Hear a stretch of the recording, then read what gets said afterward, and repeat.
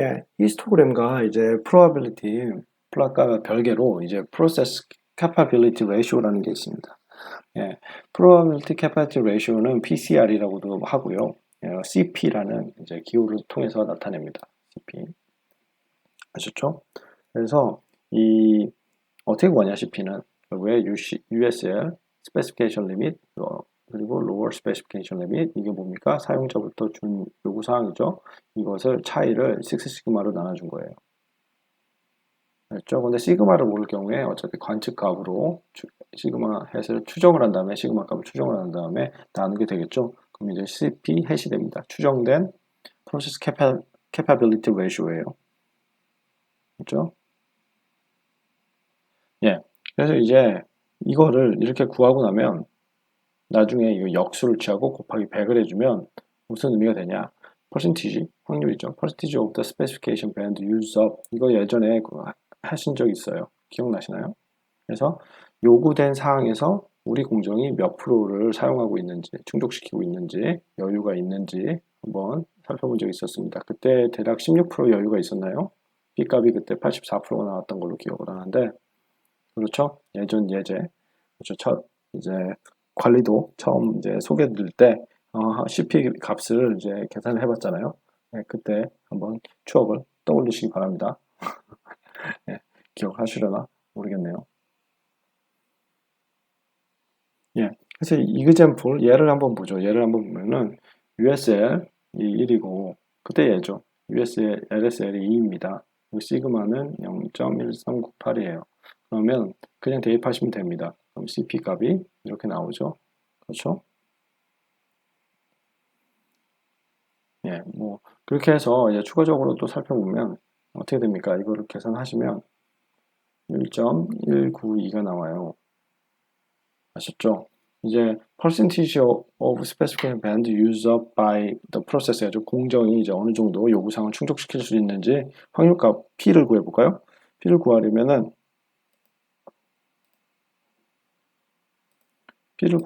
뭐 당연히 이 식을 따라서 구해보시면 되죠. P는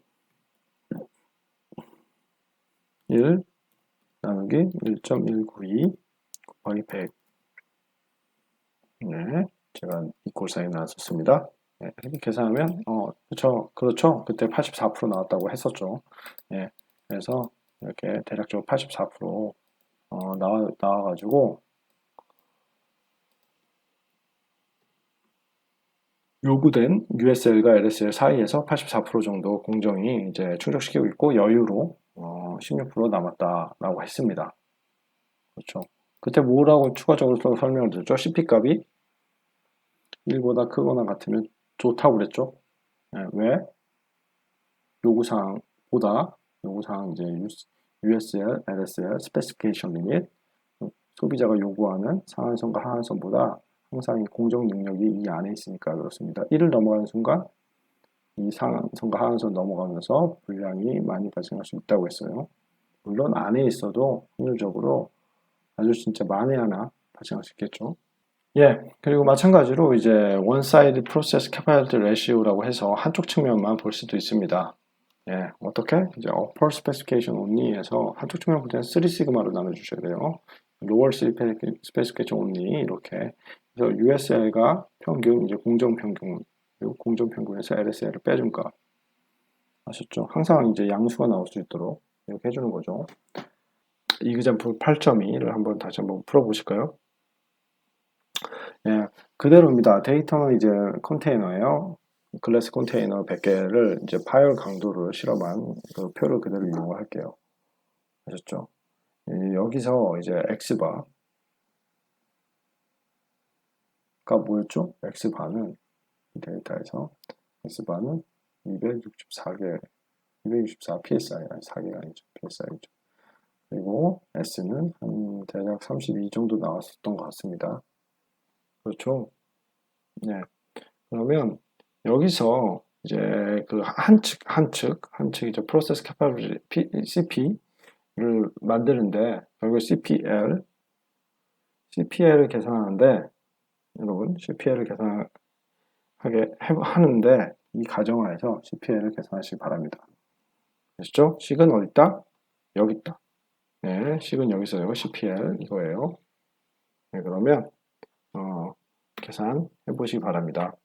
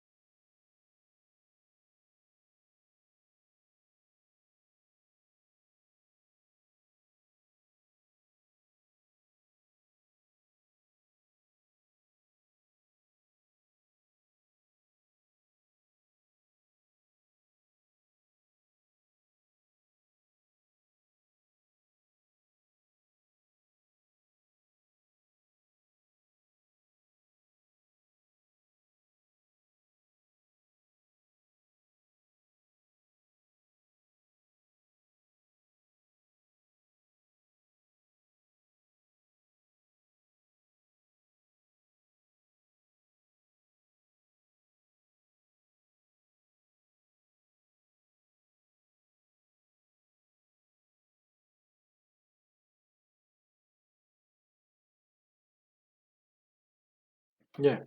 이제 뭐 구하셨죠? 어떻게 구하면 됩니까? CPL 추정값을 해야 되죠. CPL lower specification limit 그렇죠?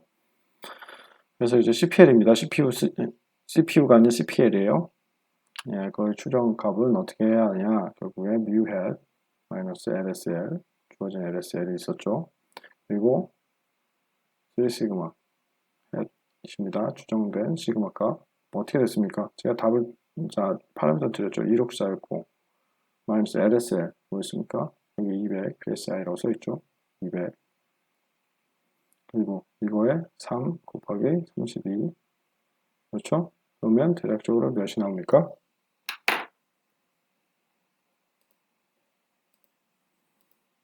계산해 보시면 되죠. 뭐 엑셀 있는데 뭐 그렇죠?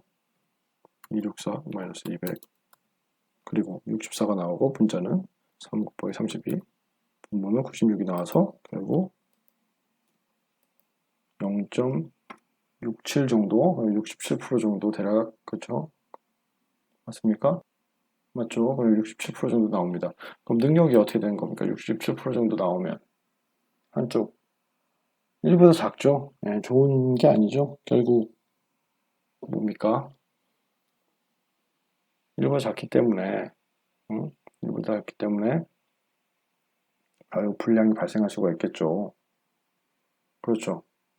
맞죠. 요구 품질 요구되는 이제 전보다 더 낮게 공정이 이제 낮게 나왔지 않습니까? 그렇죠? 분명히 P값 하면은 P값 이제 계산하시면은 분명히 넘어갈 거예요. 그렇죠? 예. 그래서 넘어간다는 걸 알았습니다. 그러면 한번 어떻게 될까요? 디펙티브가 나온다는 걸 의미하니까 한번 이제 디펙티브가 얼마나 나올지에 대해서 계산을 해볼까요? 예, 해보죠. 어떻게 합니까? 결국 G-score, 노멀 디스트리뷰션을 따르니까 G-score를 통해서 할 수가 있죠. G값은 뭡니까? 추가적으로 추가 문제. G값이 있어요. G값을 이제 변환을 하셔야죠. 그렇죠? 어떻게? LSL 마이너스 U 그렇죠? U가 더 그러니까 하한선을 넘어가는 걸 구하는 거니까 그렇죠? 그래서 그거를 32로 시그마로 나누시면 되죠. 그렇죠? 그러면 32 시그마 아이고 예 시그마 대신 32를 썼네요. 네, 시그마로 나눠주시면 됩니다. 그러면 한번 계산을 해보겠습니다. 예 그래서 G값을 구하는 거예요. G값 왜냐면은 디펙티브 아이템이 얼마나 발생하는지 확률을 구하고 싶어서 200 마이너스 264 그렇죠? 그리고 이 값을 32로 나누면 마이너스 2가 나왔네요. 마이너스 2가 나왔어요. 그러면 노멀 디스트리뷰션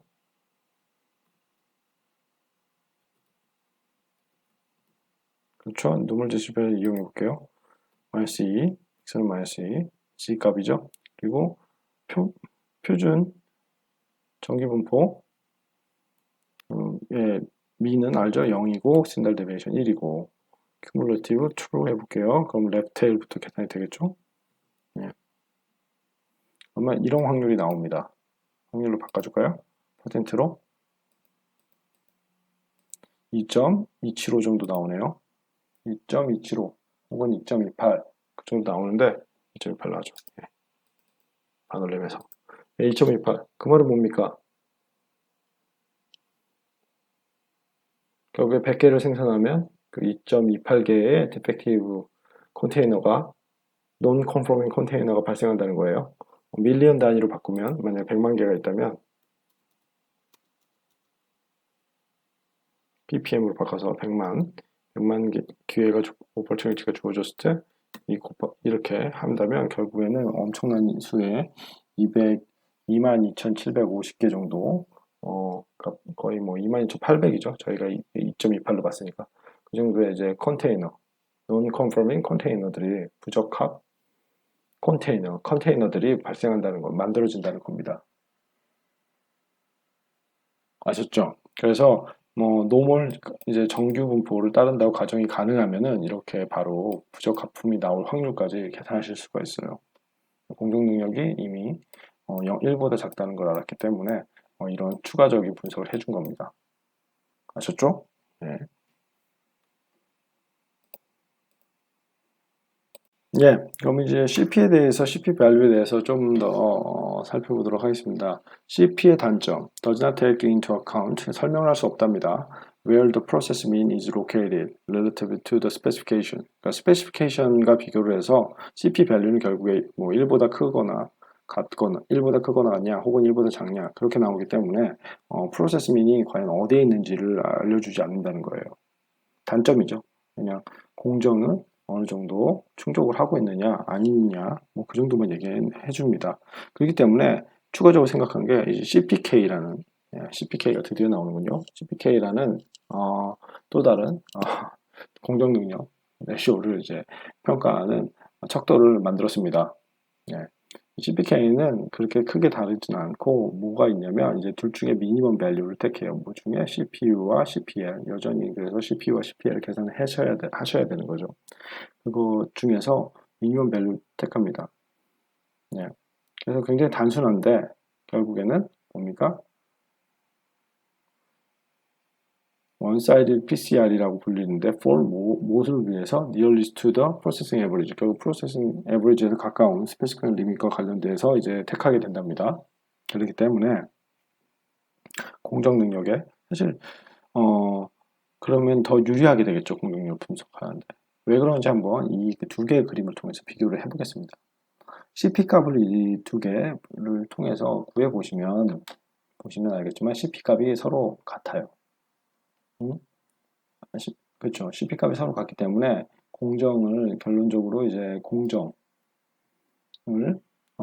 이제 설명할 수 있는 능력이 같습니다. 다시 말해서 이 값은 이 정도의 몇 프로를 하고 있다라고 나올 거 아니에요. 만약에 y 프로라고 y 퍼센트의 CP 결국에는 y 프로 정도를 아니면 CP 밸류로 하면 P값 이건 P값이었고 CP가 얼마다라고 하면 얘가 1보다 크거나 크거나 같은지 아니면 1보다 작은지 얘기를 할 수 있죠. 그래서 CP 이거 2다 라고 하면 이만큼 여유가 있네. 총량만 말한다는 거죠. 양쪽에 얼마 있는지가 아니라. 그런데 문제는 한쪽을 치우칠 수도 있다는 겁니다.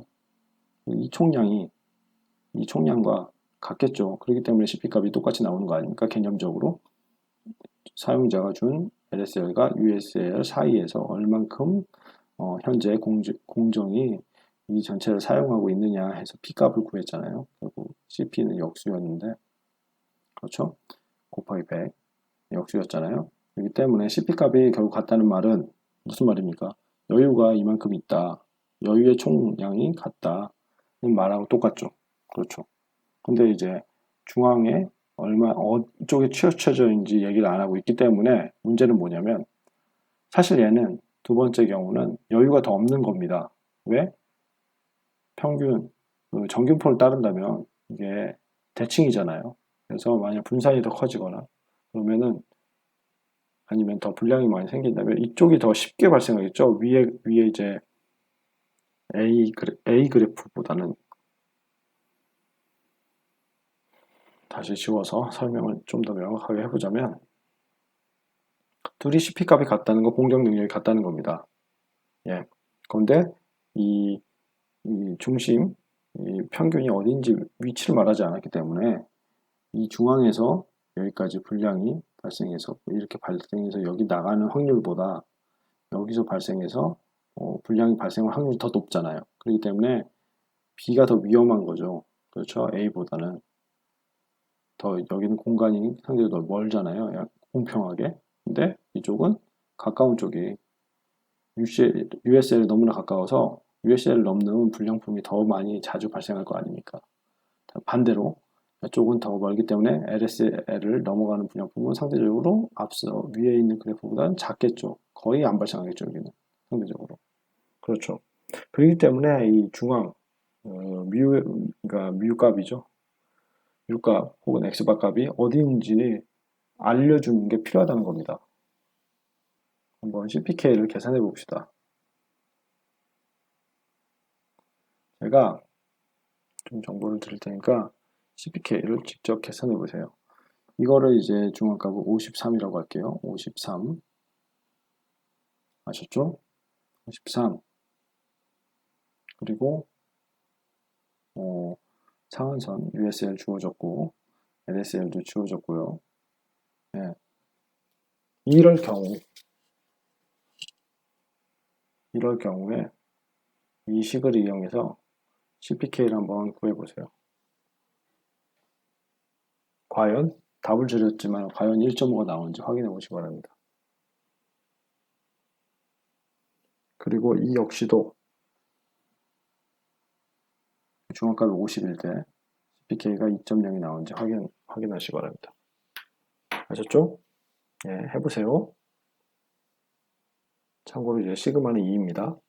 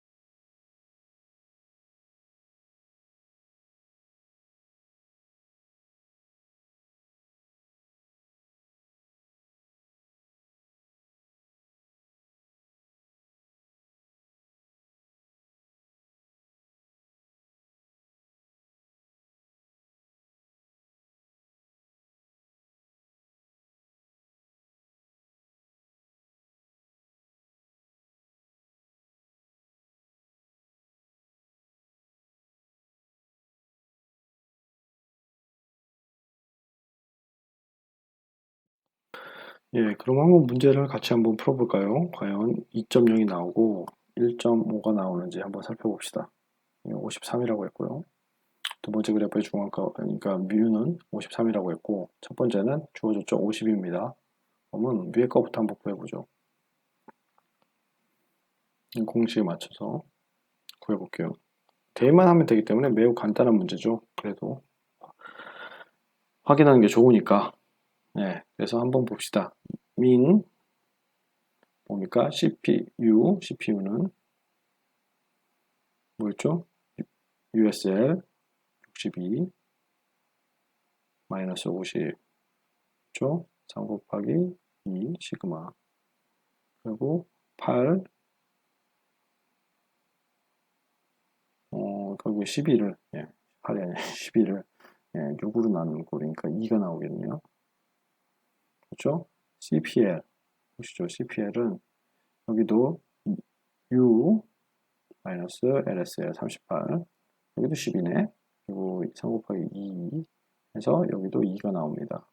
결국 CPK 2가 나오죠. 예. 둘 다 양쪽이 2이기 때문에 최소값을 택해도 2죠. 예. 그러면 이렇게 나왔습니다. 또 한번 지워볼게요.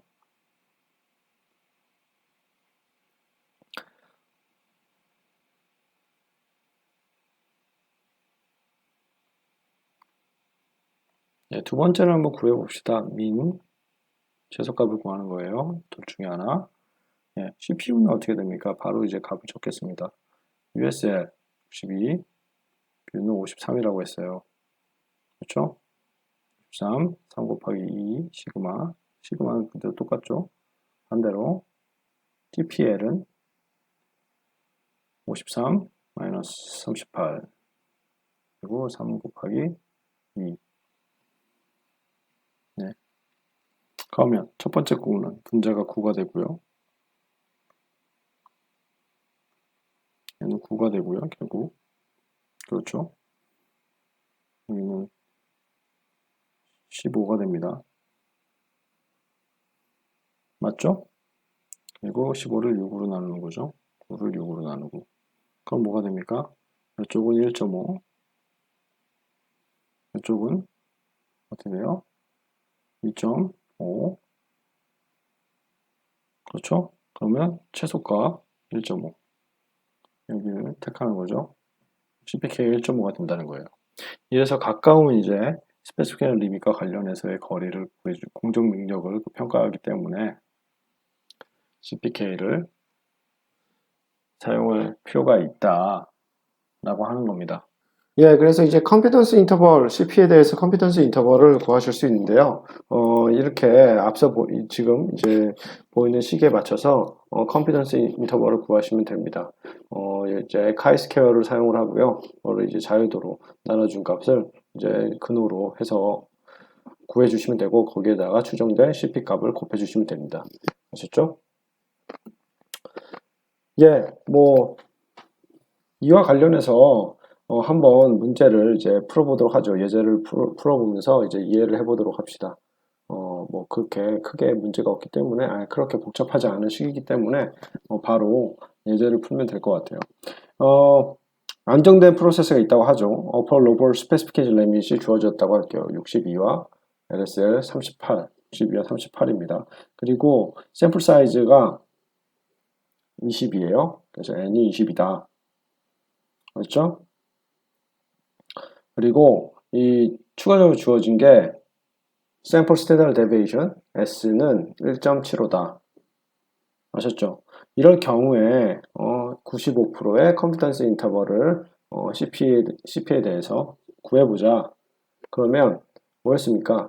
이 앞부분의 식을 그대로 이용하시면 되죠.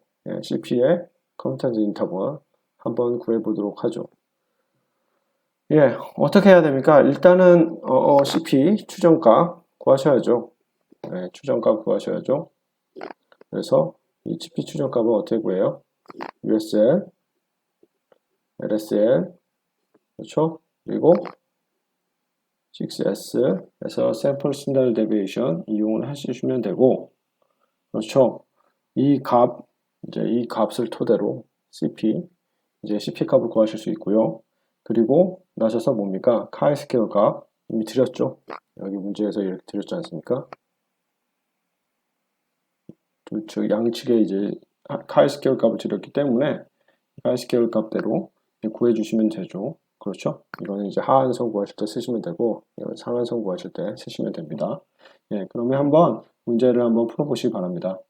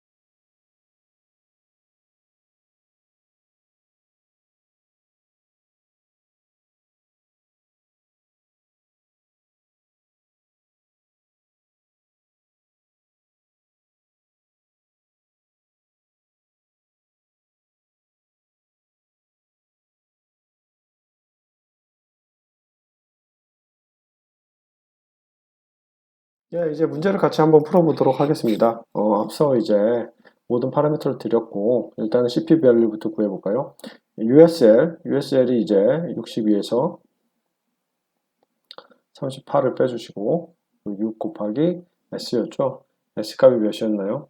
S값이 1.75였습니다. 1.75. 이렇게 하면 엑셀 통해서 이제 구하시면 되죠. 계산하시면 됩니다.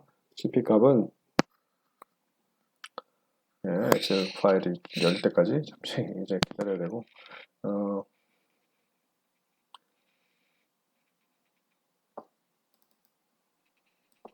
예, 그래서 이제 62 마이너스 38, 그렇죠? 이 값을 나눠야 돼요. 뭘로? 6 곱하기 1.75의 값으로 나눠줘야 합니다. 그러면 24를 결국에는 10.5로 나누는 값이 되는데 몇인가요? 2.29 정도 되나요? 그렇죠? 그래서 약 2.29 정도 되죠. 반올림 하시면 약 2.29다. 그렇죠? 그리고 그럼 2.29 그렇죠? 가르칠게요. 에 대해서 값을 적용해서 이 근호 안에 넣으시면 되겠죠? 맞죠? 예, 그리고 카이스키어 값 이미 드렸습니다. 8.91과 32.85, 8.91, 30.85. 왜냐면 알파가 0.05인데 양측이 되니까 2로 나누죠. 그래서 그렇습니다. 예, 그러면 한번 좌변에 대해서 한번 구해 볼게요. 2.29, 2.29로 할게요.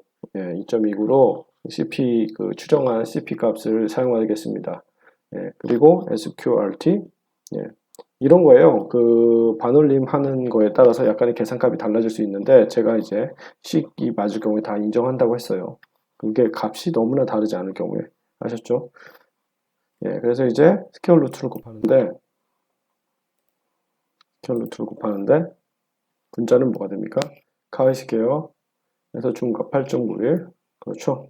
8.91을 결국에 n-1이니까 20에서 1을 빼면 19죠. 네, 19. 그렇죠? 이렇게 해서 이렇게 구하시면 1.57 정도 되겠죠? 네, 반올림 하겠습니다. 이게 이것보다 크거나 같고 무엇보다 작거나 같습니까? 2.29 곱하기 SQRT 그렇죠? 그리고 32.85를 여전히 역시나 19로 나눈 값 그러면 3.01 정도 되네요. 그렇죠? 그래서 결국 CP 값의 컴피턴스 인터벌은 어떻게 되냐? 1.57과 3.01, 1.57과 3.01 사이다. 네, 여기로 지워주고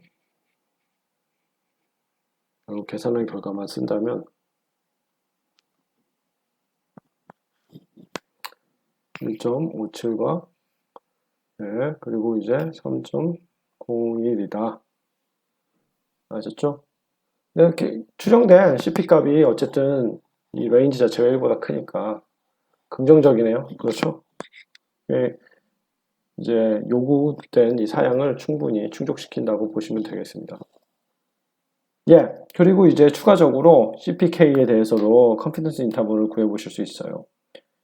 예, CPK에 대해서도 구하실 수 있는데 이 문제 한번 이제 이 식을 이용해서 한번 문제를 풀어보시기 바랍니다. 여기 이 question 만약에 이제 샘플이 20개가 있고요. CPK를 이제 예측을 하려고 하는데 estimate 하려고 해요. 추정하려고 하는데 여기 CPK가 얼마가 나왔냐면 1.33이 나온 거예요. 1.33이 나왔을 때 95% 컨피던스 인터벌을 CPK에 대한 95% 그러니까 신뢰 구간 구하여라. 식은 이미 여기 주어졌습니다. 이 식에 맞춰서 한번 구해 보시기 바랍니다. 아셨죠? 알파가는 0.05죠.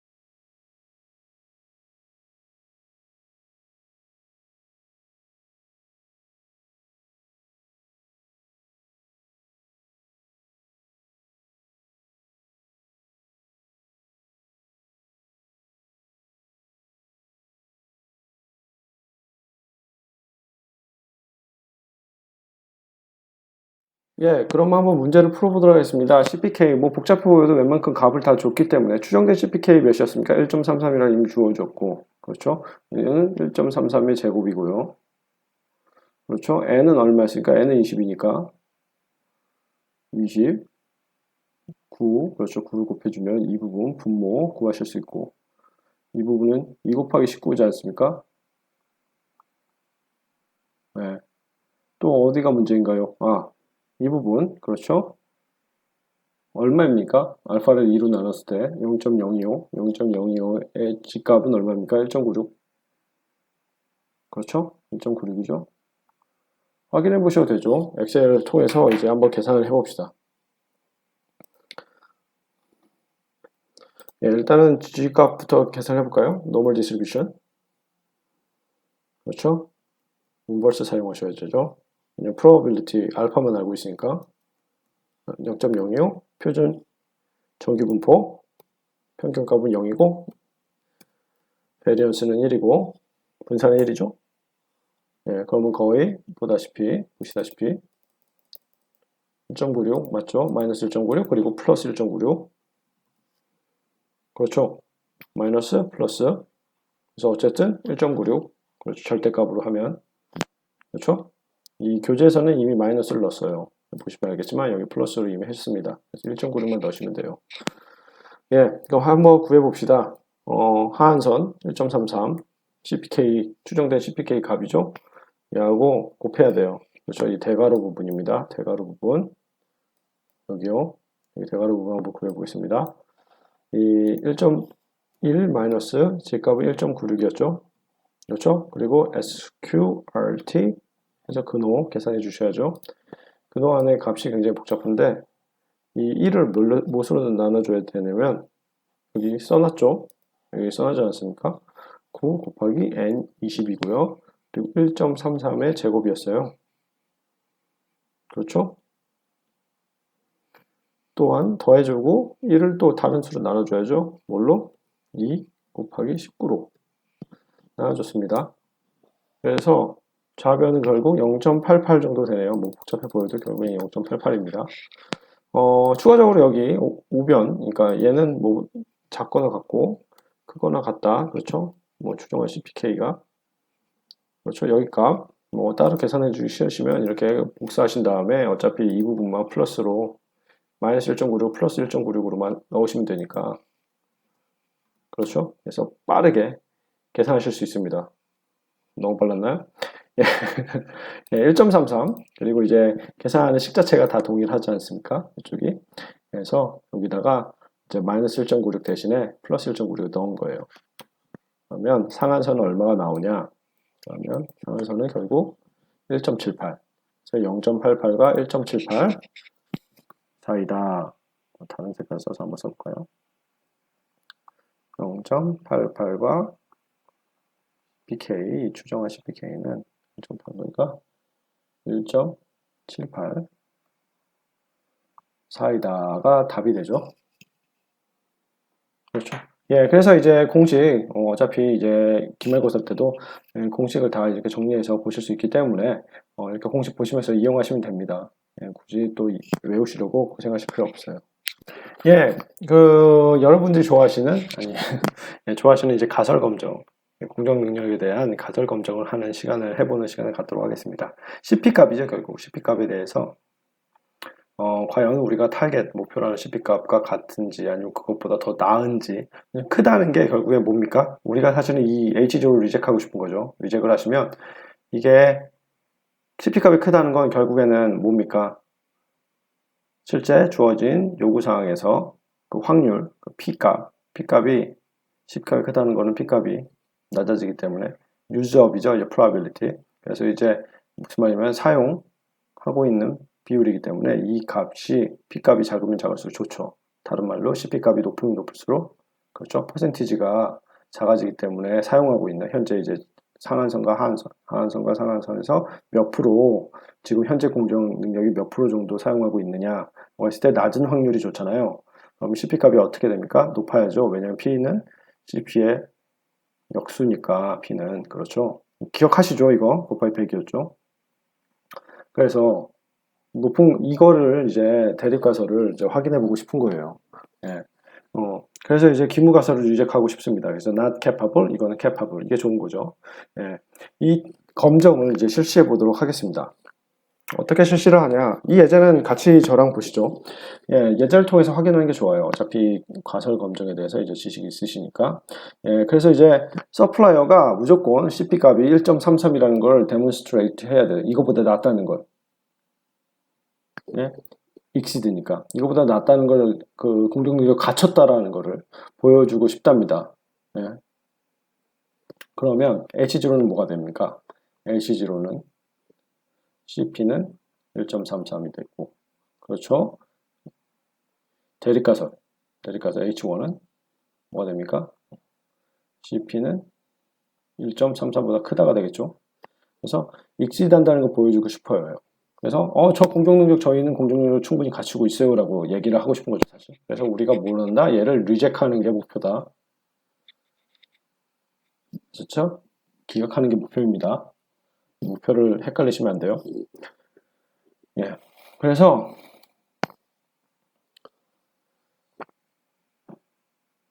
결국에는 뭐랄까 이게 이제 이 서플라이어 공급자가 그래서 이거를 보여주기 위해서 하고 싶은 게 무엇이냐에 대한 기술입니다. 예? 그래서 뭘 하고 싶냐면 확실하게 하고 싶어요. 예? To be sure이니까 확실하게 하고 싶다. 프로세스가 이제 1.3선보다 낮게 되면은 거기에 대해서 high probability of detecting this. 그렇죠? 그래서 0.09 맞죠? 그래서 만약에 프로세스가 진짜로 이거를 충족시키지 못하고 있다면 이거를 검출할 수 있는 능력 아셨죠? 그리고 만약에 프로세스가 진짜로 캐파블 하다면 근데 여기서는 이제 어느 정도까지 바라보고 있냐면 1.66 최고치는 이제 1.66까지 이거 그냥 문제예요. 1.66까지 만약에 보여주고 싶다면 그래서 자기가 이거는 최소 이거보다 낫고 최대 이거보다 더 좋다. 상한선 하한선 있어요. 더 좋다. 엄청 좋은 거죠. 그거를 보여줄 때 이거를 더 낫다는 걸 보여줄 수 있는 수준도 어느 정도 하고 싶다. 디텍팅 할 수 있는 수준도 0.9로 하고 싶다. 아셨습니까? 그래서 결과적으로 결국 CP 우리가 이제 목표로 하고 있는 이 테스트에서 목표로 하고 있는 CP 로우라고 할게요. 최소 수준이 결국 1.33이고 이 생산자가 생각하는 최고 수준이 하이라고 할게요. CP 하이라고 하는데 최고 수준은 1.66이다. 인 겁니다. 그리고 알파와 베타는 각각 동일함으로 0.1이라는 거죠. 1-0.9 하면 0.1 나오잖아요. 그럴 경우 일반적으로 이게 동일합니다. 알파와 베타를 동일한 수준에서 해요. 그래서 이럴 경우에 는 어떻게 할 수 있다? 이 테이블 8.4와 같은 표를 이용하실 수 있다는 거예요. 사실 이제 품질 경영하시면 거의 다 이제 표를 통해서 쉽게 판단을 합니다. 좋죠, 그 점은. 예.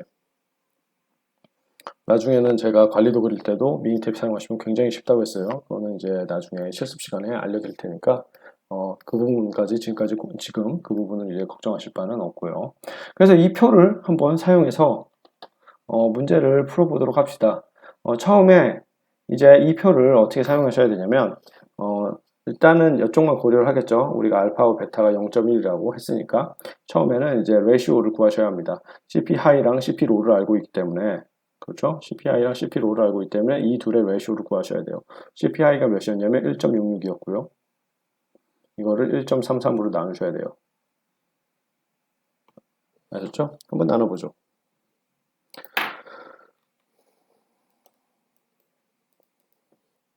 1.66을 1.33으로 나눠요. 그러면 1.25 정도 나옵니다. 대략 1.25가 나와요. 그러면 1.25가 나왔다. 그러면 여기죠. 1.25. 그렇죠? 1.25가 나왔기 때문에 여기서 우리가 뭘 할 수 있냐면 이 가설 검증을 하기 위해서 결국에 얻어야 하는 샘플 수를 결정할 수 있고요. 이 표를 이용하면. 그렇죠? 그렇기 때문에 sample size and critical value determination이에요. for testing 이거를 하기 위한 이 표입니다. 아주 좋죠? 그래서 70개 정도의 샘플을 걷어야 된다는 걸 아실 수 있고요. 아시죠? 그래서 n이 70이 돼야 되고, 그렇죠? 그리고 이 C와 CP, 로우 간의 관계는 1.10 정도 나와야 한다. 다시 말해서, 그러면 C 값을 구할 수 있죠. C 값이라는 거는 결국 CP와 CP 로우와 1.1을 곱한 값인데, 이게 뭡니까? 1.33하고 1.1 곱하라는 거죠. 그래서 1.33과 1.1을 곱하시면 1.46 정도 나옵니다. 그렇죠? 1.46. 그래서 뭡니까? 그 capability를 결국에 이게 뭘 의미하냐는 거를 알려드릴게요. 이 표에서 주는 이 1.46 C 값이라는 게 무엇이냐? 결과적으로 이 서플라이어가 내가 이 정도의 능력이 있다는 걸 보여주기 위해서는 적어도 70개의 샘플을 걷어야 되고, 적어도가 아니라 70개의 샘플을 걷어야 되고, 그렇죠? 70개의 샘플을 토대로 샘플 프로세스 캐파빌리티 레시오를 계산을 했는데, 그 CP 값이 무조건 이 값 1.46을 넘어서야 된다는 거예요. CP는 must exceed라고 하니까 critical value라고 하거든요. C를 critical value라고 하는데, 이 critical value를 무조건 초과를 해야지 저희가 공정 능력이 있다. 다른 말로 H0를 기획할 수 있다는 겁니다. 이해하셨죠? 그렇게 이용하시면 돼요. 이 표를, 여기 이제 이 표를, 너무 지저분해졌는데 이 표를 이렇게 이해하시면 된다. 그래서 생산자가 생각하는 CP 하이랑 CP 로우만 알고 있고, 어느 정도의 기각 수준 정도만 알고 있으면, 신뢰 수준 정도, 유의 수준 정도 알고 있으면, 저희가 쉽게 샘플 수와 그리고 어떤 이제 크리티컬 밸류 C가 크리티컬 밸류가 어느 정도 될지 이렇게 추정할 수가 있고, 그걸 넘어서면 CP 값이 그걸 샘플 70개를 통해서 얻어진 CP 값이 그것만 넘어서면은 당연히 이 H0를 기억하실 수 있다. 겁니다. 아셨죠? 예.